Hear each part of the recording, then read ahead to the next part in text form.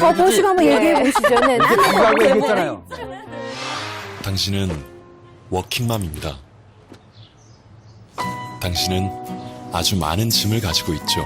오늘 태권도 가서 선생님 말씀 잘 듣고 얼른 안 육아라는 짐, 강지원 엄마 봐봐. 얼른. 일이라는 짐, 살림이라는 짐,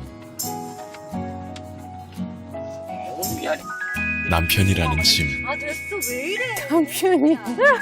그 모든 짐을 다 덜어드릴 순 없지만 진짜 울겠어요. 아 진짜 울 것 같아.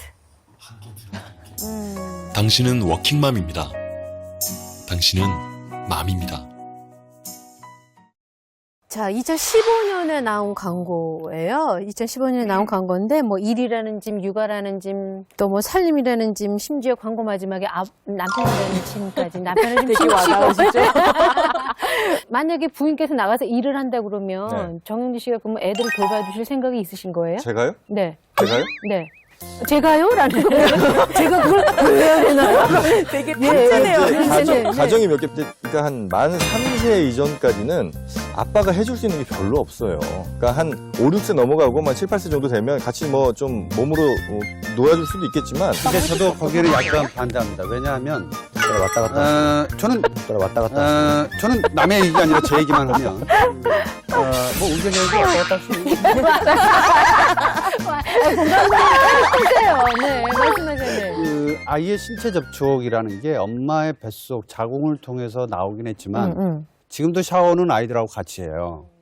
왜냐하면 그런 피부 접촉을 통해서 그 온도를 알고 이해하는 습관이 있는 거거든요. 그래서 아이한테 그냥 별마디 안 하더라도 머리를 쓰다듬어 준다든지 엉덩이를 다독여 준다든지 이런 이 일례의 과정이 갑작스러우면 문제가 생긴다라는 거죠. 그래서 저는 0세에서부터 1세, 그러니까 2세, 3세까지는 계속 같이 놀아주고 얼래주고 그 분위기를 유도해야지만이 4, 5, 6세가 갈 수 있다라고 저는 생각이 들어서 오히려 그 생각을 조금만 좀 비틀면 어떠실까라는 생각을 좀 해보고 싶어서 말씀드립니다. 제가 육아 전문가는 아니지만 3살 버릇이 어른까지 간다고 하잖아요. 태어나서부터 3살까지의 성격 형성이 평생을 좌우한다고 하거든요. 근데 그럴 때 엄마에 의해서만 그 모든 게 결정이 된다면 아빠 둘이 이렇게 같이 하는 것과 엄마 혼자서 그 책임을 다지는 것과는 아이들이 약간 성격 형성이나 모든 것들이 좀 차이가 있을 것 같다는 아니 생각이 그러다가 들어요. 진짜로 나중에 애들이 아빠를 무슨 소 닭 보듯이 하면은 저는 어떻게 하려고 그러세요? 그거를 그러니까 포기한 거예요. 아니, 저는- 소 닭 보듯이 해도 괜찮으세요? 저는 그 굉장히 큰 기쁨을 저는 포기했어요. 사실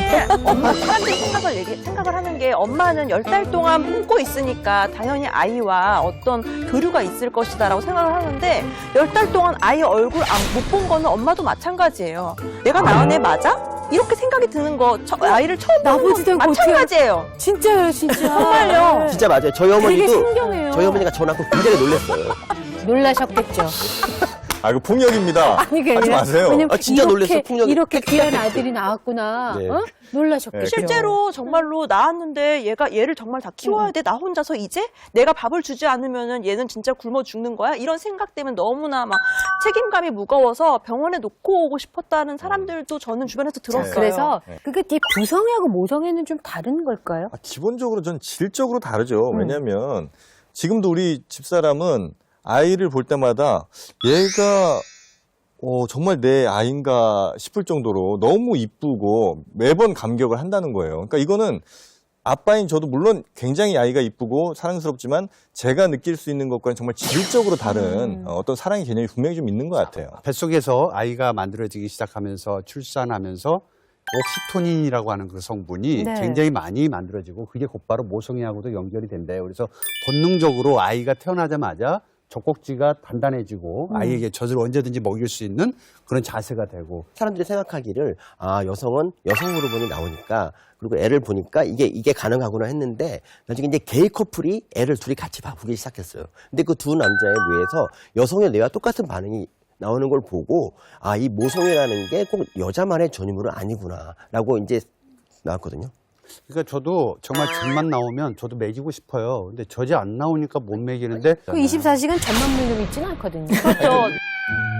근데 얼마나 이 아이 키우는 게 엄마한테만 엄마가 너무나 당연하게 아이를 키워야 된다고 생각을 했기 때문에 그 아빠가 아이들을 돌보고 키우는 것 자체 그런 프로그램들이 그렇죠. 지금도 나오지만 그 굉장히 유행을 했잖아요. 그러니까 그런 거 보면은 얼마나 여자한테만 이런 것들을 맡겼으면 그런 거 자체가 프로가 될까 싶은 거예요. 그게 왜 당연할까요?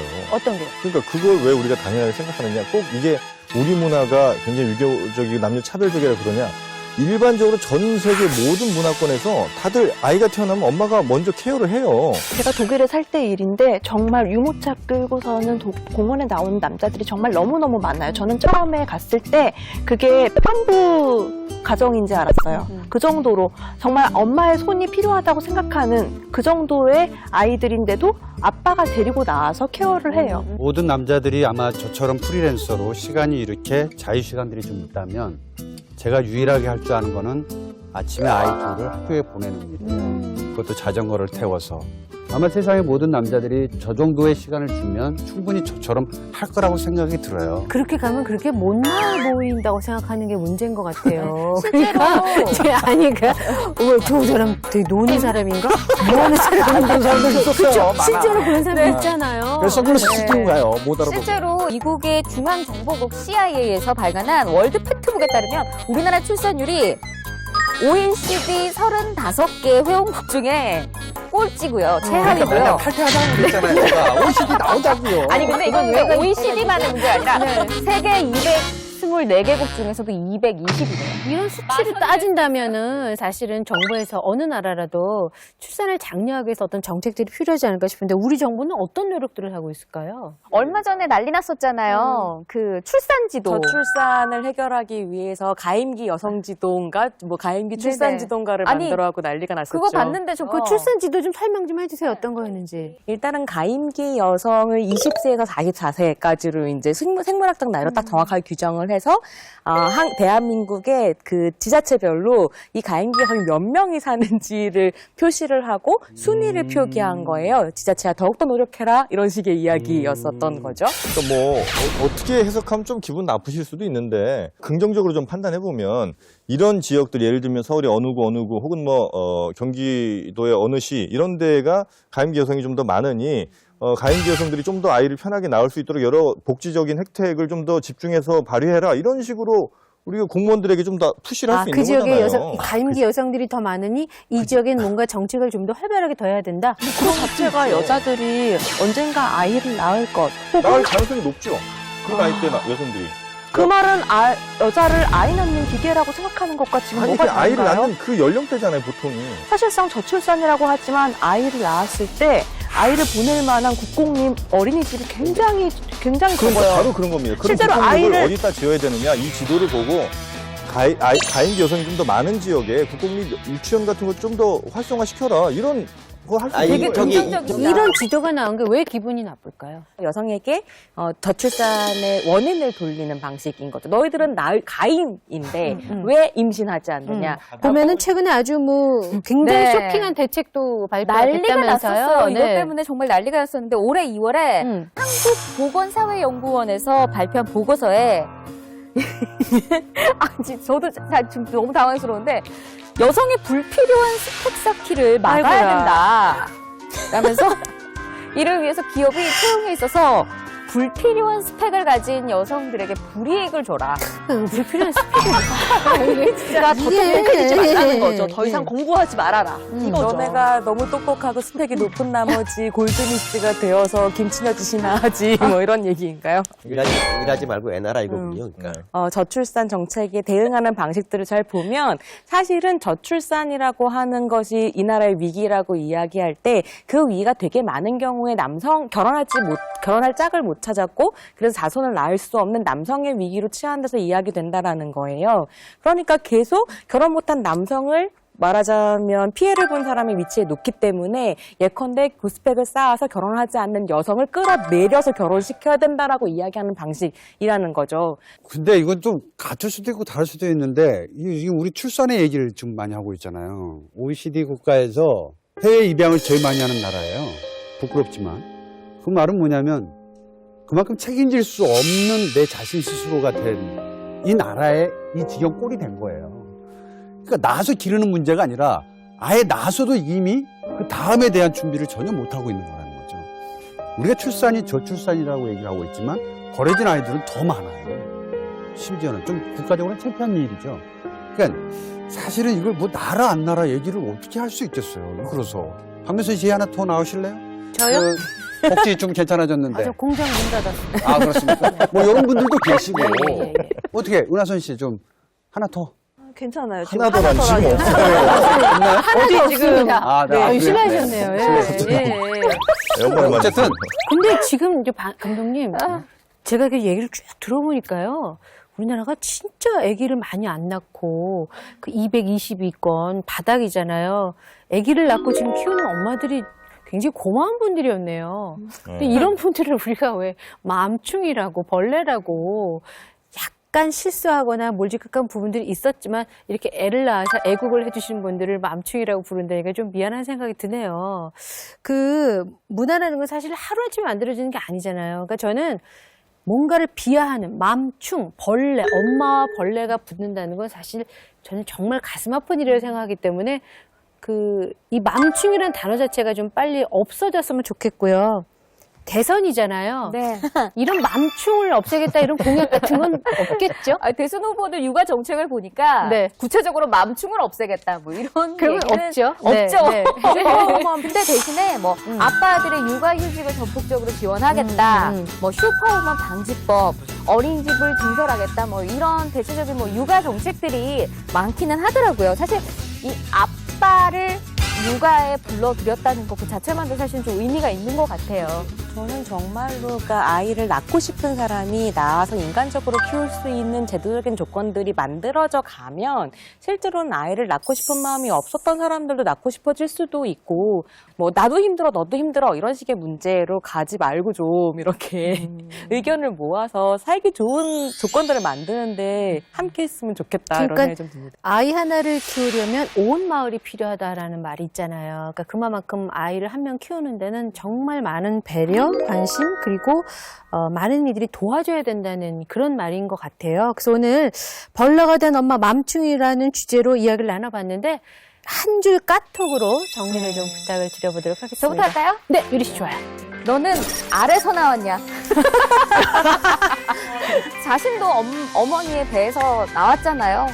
그런 어머니의 고통과 어머니가 나를 키울 때의 그런 노고를 생각한다면 사실은 맘충이란 단어를 만든다는 것 자체가 뭐랄까 인간적으로 그건 아닌 것 같다.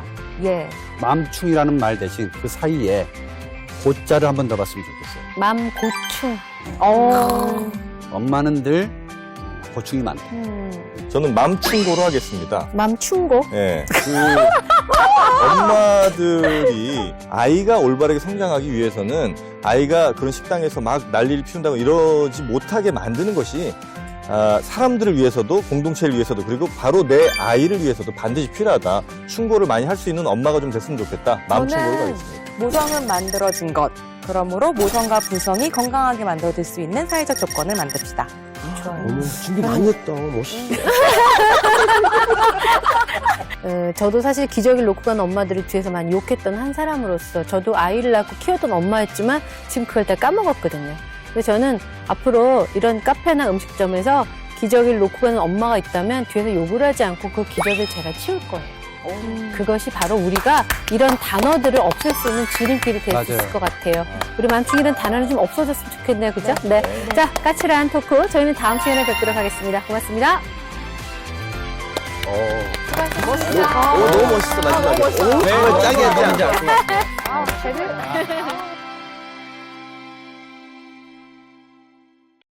스스로 위로한다는 뜻의 자위입니다. 구성애 씨가 그 아우성과 함께 긍정적으로 얘기하기 시작해서 분위기가 좀 달라지기는 했죠. 웬걸 거기에 소주병이 하나 배 안에 들어가 있는 거예요. 이 너트를 이제 성게다 넣고 자위를 하다가 이거밖에 생각 안 나요.